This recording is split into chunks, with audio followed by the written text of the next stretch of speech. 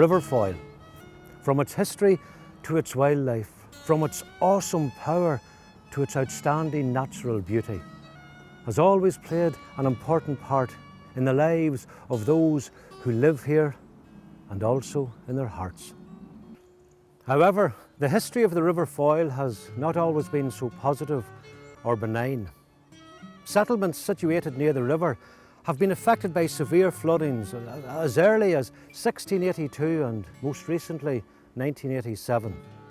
The cry, "Bankins burst," was a tragic addition to the local vocabulary, indicating that destruction was in the wake of the flowing river.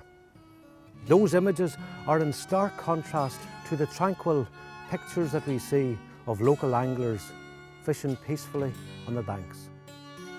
I'm here in one of the most beautiful public houses I've ever been in my life, the Farmer's Home in Strabane.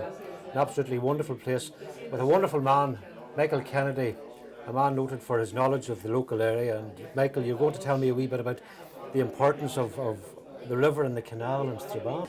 The river to me was the original and first road through Strabane. As you know, travellers many hundreds of years ago would have followed either from hilltop to hilltop, or they would have followed a river to the end. Strabane obviously was an important place to build for the simple reason that there was high ground adjacent to it. The water provided a life essential, and with the confluence of the other rivers, it was a natural crossing point. And as a result of that, recently in the last 20 years, we have found 5 or 6 old long dugouts. So in times gone by, the river would have been used for travellers, for crossing points, and even in times like the siege of Derry, the armies would have crossed here from Forde down to Forde. And there was a skirmish or a battle along the river, along the Foyle, and then the Finn. So to come back to Strabane and the river, the original settlement of Strabane was built on high ground for obvious reasons. But as the settlement got bigger, the buildings were built on lower ground. But unfortunately, the lower ground tended to flood. In the last century, there were 4 notable dates of floods: 1909, 1929, 1947 and 1987. One of the lowest lying areas of Strabane is Bridge Street, and any time there was a flood, and those 4 years that I mentioned were only 4 among many times that the Bridge Street was flooded, there was a well-known musician there who was the founder member of the Clipper Carlton show band, and he was the pianist Hugh Turish. And Turish was one of the few people in town who had a piano, and the piano was always on the ground floor. But any time floodwater appeared on the road along Bridge Street, the neighbours quickly flocked to Turish's to get the piano upstairs. In the year 1796, the Duke of Abercorn built the canal into the centre of the town, which was 4 miles long, and he built it from Donegal into the centre of town. It was his idea then that Strabane should be part of the industrial and commercial revolution that was hitting the whole of Europe. He provided £9,000 for the building of it, and he paid a man called Wally from Coleraine to design and build the canal.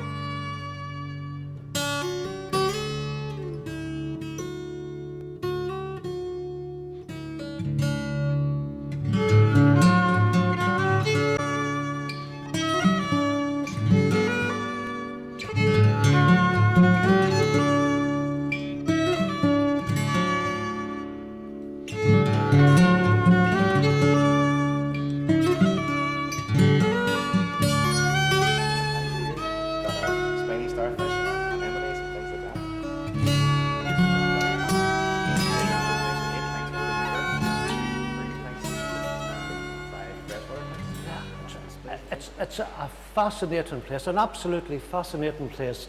Here we are in the Lochs Agency Tourist Centre, and Michael Cosgrave has just taken me around the wonderful exhibits. And I suppose now, what better time to go to the actual banks of the Foyle itself and to meet the Development Officer, Lionel Nobbs.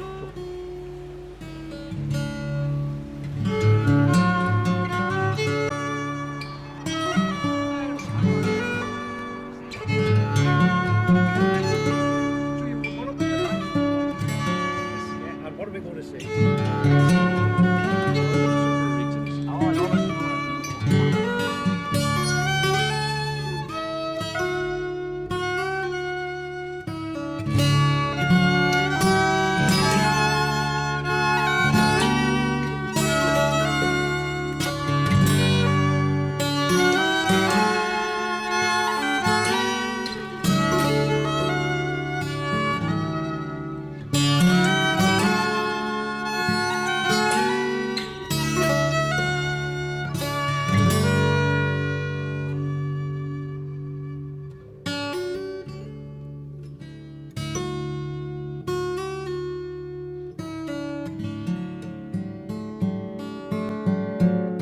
Well, Lionel, what sets the Foyle apart?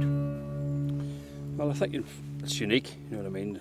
Not entirely unique, but certainly unique in this part of the world anyway, you know. It's because of its long tidal reaches, its tidal right many miles upstream above Strabane and to Donegal, you know, so it was a motorway of its time, you know, so people first, I'm sure, came here to navigate, to move inland. And then down through the years, people came here because of its natural produce, the salmon. The salmon brought thousands of people to the river as well, you know. So it's unique in many ways, you know. And today, I think, you know, because of some of the wildlife that exists and that thrives along the shores and in the river itself, you know, it's a fantastic river. Yeah, it's a wonderful natural resource. It has been important for industry and now for tourism. It's a big tourism attraction at the minute. Well, because there's so much of the river still navigable today. You know, I mean, there's no barriers. You can sail or canoe or anything easily from here all the way down, same miles down into Derry, right on to Mammoth, head right out on the coast, and the same right up the river to Strabane and right into Donegal. It's free access. Actually, where we're physically standing this particular moment in time, you know, was a former fishing station. I mean, this was designed and built, I mean, around the salmon industry, and there were some buildings constructed behind us here on the shore, ice houses that were used there. The ice was collected from the River Foyle and nearby lakes and ponds to preserve the salmon. Smoke houses also here, you know, where salmon have been cured and smoked for the table and also for export market, you know. So the salmon in their thousands were cropped here, you know, a very valuable crop. You know what I mean? This was the gold mine of the region at one time, you know, and this particular site where we're standing today would have been a hive of industry, you know, built and based around, linked to the salmon. And now the industry's changed around salmon, you know, moving away from commercial fishing for salmon, we're now seeing a growing number of tourist anglers coming to fish for salmon with rod and line, and local people alike. So the salmon are still proving a very valuable natural resource, you know, here on the Foyle and the tributaries. Yeah, so it is a natural evolution, an evolution from industry to tourism, you might say. Yes, and what better than salmon?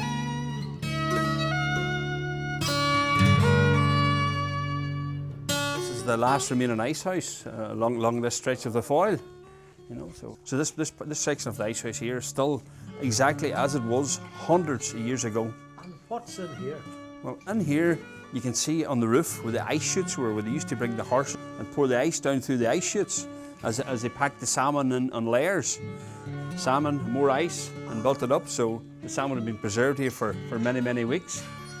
Reportedly, this ice house was raided during the siege of Derry. Reports are that someone rode up from Derry and stole some salmon from here and rode back to Derry with the salmon on at least one occasion. You know, so it's been here for many centuries. Imagine that. Imagine we were in a refrigerator that's over 200 years of age. Fantastic.